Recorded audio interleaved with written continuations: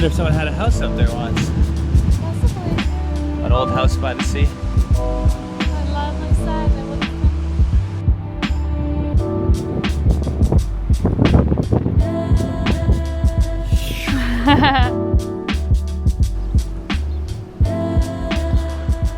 Hello again from Portugal. So previously on this channel, you might have seen me share my experiences in Lisbon. After that, I took a train ride to the north up to Porto. I'm not sure I'll have any full videos coming from Porto. It was rather rainy while I was there, but Porto is a beautiful city, and if anyone is looking for somewhere like Lisbon but a little bit more chill and relaxed, I think you should definitely check out Porto. But speaking of chill and relaxed, I think this place where we're at now makes both of those cities seem rather chaotic, because we are now at a very quiet beach town, a beautiful place, renowned for its seafood as well.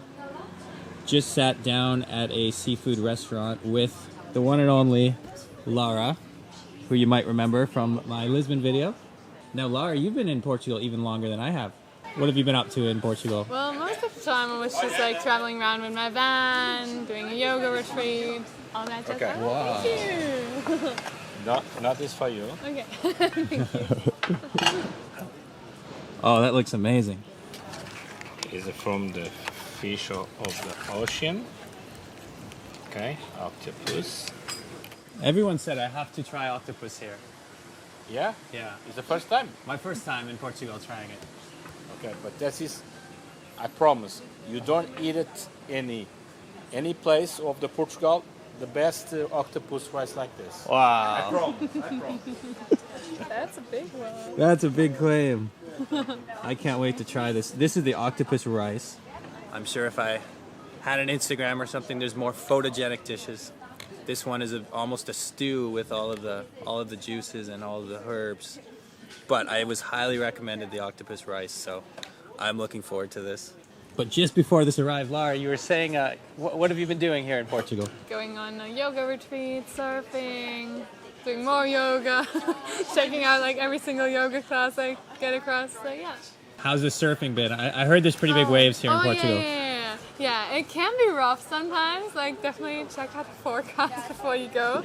Maybe even take a class. Like, I took a surf class yesterday at a place that I've never been to before, and it was a good choice because it was rough, but it was also a lot of fun, and the instructor was really motivating.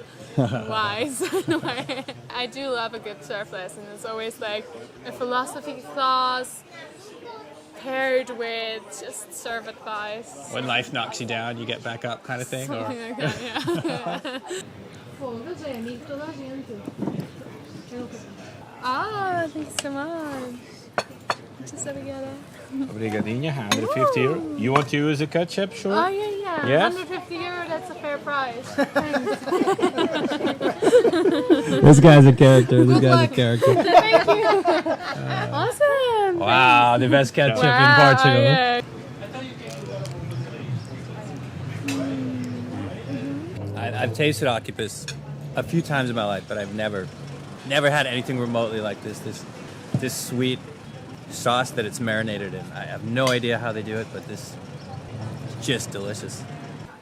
Here's a question for you, Lara, if you don't mind me filming while we eat. Sure. What has been the most surprising aspect of Portugal for you so far? That's a good one. I think the most surprising is how flooded some places are with tourists, and how many people want to like emigrate here. Like, so many people try to find flats and jobs here, so it's quite hard. I was thinking it would be super easy. That was also kind of my plan, but then I thought like, well, lots of locals have so many difficulties finding like houses or even flats. So yeah, now I'm not sure about that plan anymore, and plans might change. So yeah. That is a very important issue. For me, I think the most surprising thing is, to be honest, I don't think I'd met a lot of Portuguese people in my life. I didn't know a lot about the Portuguese personality. Portuguese people really like to gesture with their hands and really get animated sometimes in the conversations you see amongst locals. You see it more pronounced in small towns, or perhaps you're just interacting with more Portuguese people, but I had a bus ride the other day where a bunch of strangers were all like getting in this really heated conversation, and you could tell it wasn't like it wasn't a dispute necessarily. It was just, wow, this is a place where people really emphasize their points in a way that Canadians usually don't. You know, we're quite quiet and polite and stuff, but here it's not impolite. It's just it's a cultural difference. Like people, everything has drama to it. Everything has emotion to it. You know. Are you the owner of this place? Yes. How many years have you been here? A Here? long time? Here in that home, I stay 7 years. But 7 years. 7 years. But I want to work in the restaurant 47 years now. 47 years. Amazing. Lots. I'll make sure you all get a nice shot of the sign of this place. Just a local gem that we stumbled upon by the beach. But yeah, something I've noticed about Portugal is it's just such a relaxed dining experience. When I was in a city like New York City, they're always, as soon as they've shown you the dessert menu, they're rushing you out to pay the bill. There's always a feeling of like, how many people can we get in here?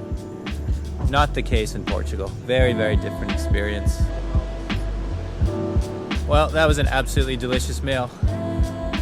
And just a short walk down the hill, check out this beach we have. Bit of a cloudy day, but it's about 21 degrees Celsius. Still a very nice day to be relaxing at the beach. So Lara and I spotted an interesting lookout point just across the beach. We're gonna see if we can make it across this little river and see what there is to be found. In case anyone watches this video, cross at your own risk. This is very much just some rocks people obviously put together. There is no official bridge across here, but Gotta be real careful. do you need a hand with the bag? Are you okay? I love a hand with bag, thank you. We're gonna do our best to cross.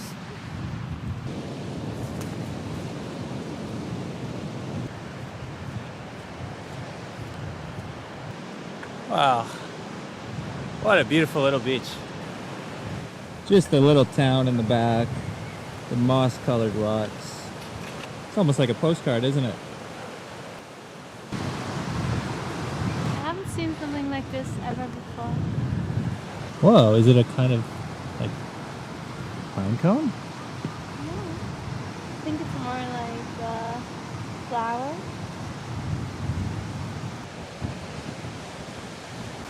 Look at this ruin. Whoa. I wonder if someone had a house up there once. Possibly, yeah. An old house by the sea. I love them sad. I would have come. You know, it's quite possible that this, whatever this ruin was, is actually older than anything in Canada.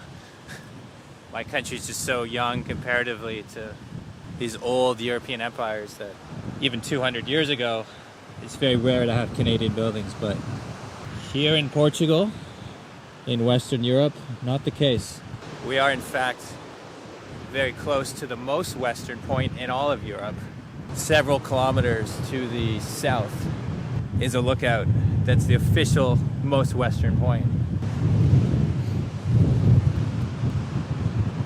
Maybe I'll ask this guy about it.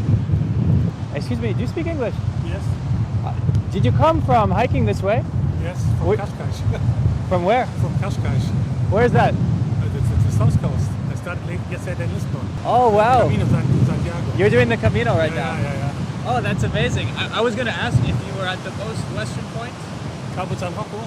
That's it. Not today, but it's very nice. Okay. So I really would recommend you to go there. Yeah. And it was better weather there. Better It was weather. sunshine. All the way Okay. until Cabo San Roca, and then somehow. Now better. we get the. Okay, but go there. It's very nice. Well, I wish you luck. I wish you good weather. Yeah, Where are you from? from Germany. Cool. Take care. Cool. You as well, huh? Good luck. Nice to meet you. Thank you. As I'm sure you heard, he started in Lisbon and he's doing the Camino de Santiago, which is all the way into Spain. So he will be hiking for weeks, I imagine.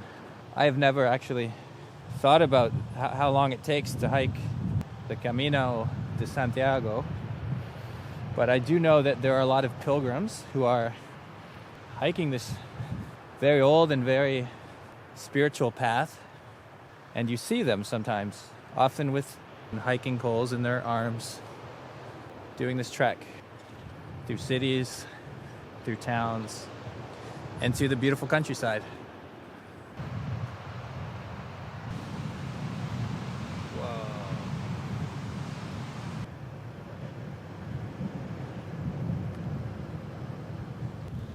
Lara, check it out.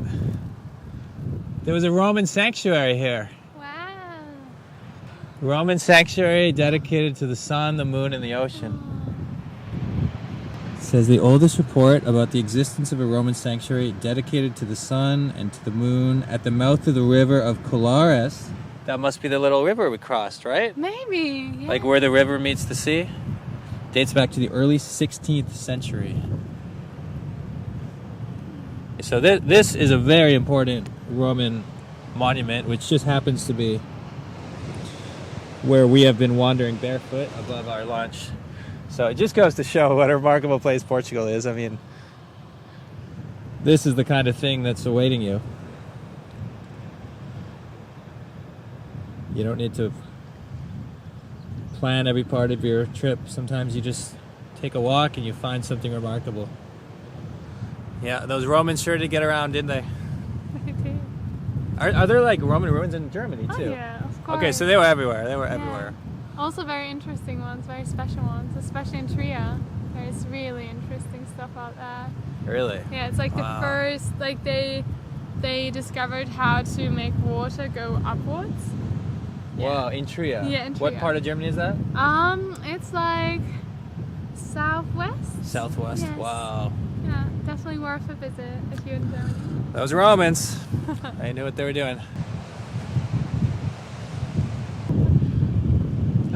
Lara, look. What? An ancient Roman bottle cap. Oh no! We should take it and put it where it belongs, into the bin. I don't think you're allowed to pick up ancient ruins, I'm but sorry. you know what? I'm also gonna do something very, very rebellious and pick up those. Wow. Oh, is that glass? Yeah. Oh my god. Yeah. Well done, well done. Thank you, thank you.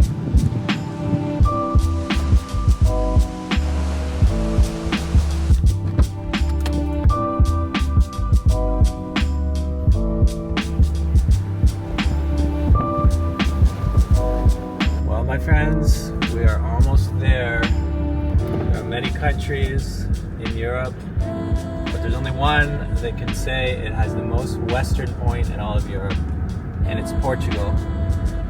Just here, about an hour outside of Lisbon.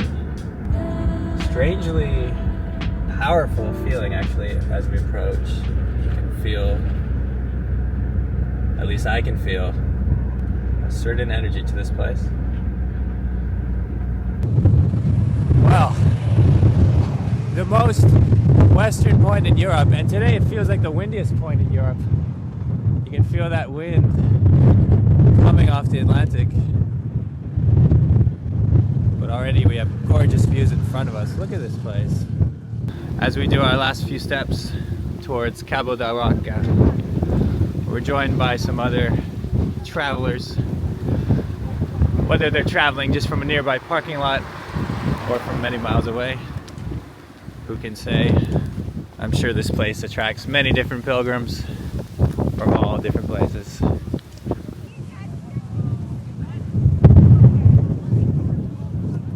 So Dan, how does it feel like to be at the most western point in Europe?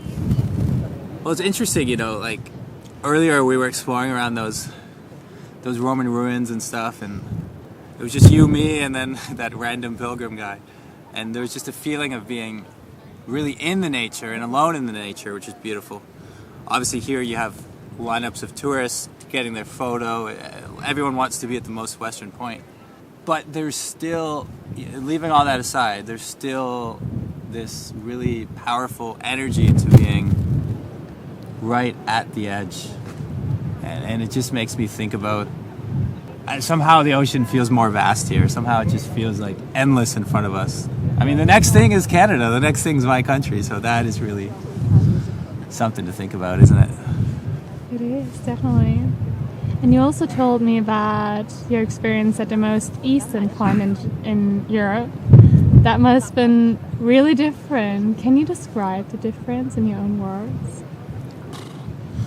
Yeah, so for those who don't know, in 2022 I spent 3 weeks in Ukraine. That was when soon after the full-scale invasion by Russia had begun. And I wanted to interview Ukrainians about their life during this time and tried to do a little fundraiser as well. And the furthest east I went was a city called Kharkiv, which is the most major city right by the Russian border. So I didn't touch the border. I didn't want to go to the border, but that it felt like, my friend Joe described it as the edge of the free world. And it really did feel like, as far east in Europe as you can go. And that was a very powerful place to be for different reasons. You know, that was, I'll never forget the courageousness of the Ukrainians I met there and people who are, literally living on bombed out streets. There'd be streets where, like, first of all, half of the buildings are abandoned because so many people have left. So many people fled because they thought that their entire country was going to get taken over. And then there's buildings that are like hit by missiles and stuff. And it's just the same type of like modern, beautiful European city that you would expect to see anywhere else. It's not like Ukraine is fundamentally different. It's the same. It's just devastated. But then throughout all of that, there would be like a coffee shop on the corner. And it would just be full of people working at their MacBooks and stuff, like working their tech jobs. Some of them work remotely for American companies, or they have their own jobs, they have their own lives, well-dressed, strong, like people who have just been like, no, we're not going anywhere, this is our city. And among the chaos, they're just living their very strong lives. And it really felt like they were the last kind of defense against this force that, not to get too political, but this force that does not represent the freedoms that a lot of us experience in places like Europe. And so there's a feeling of like, it's almost like this experience we have here where everyone can enjoy the beautiful coast and have this relaxed life. Somehow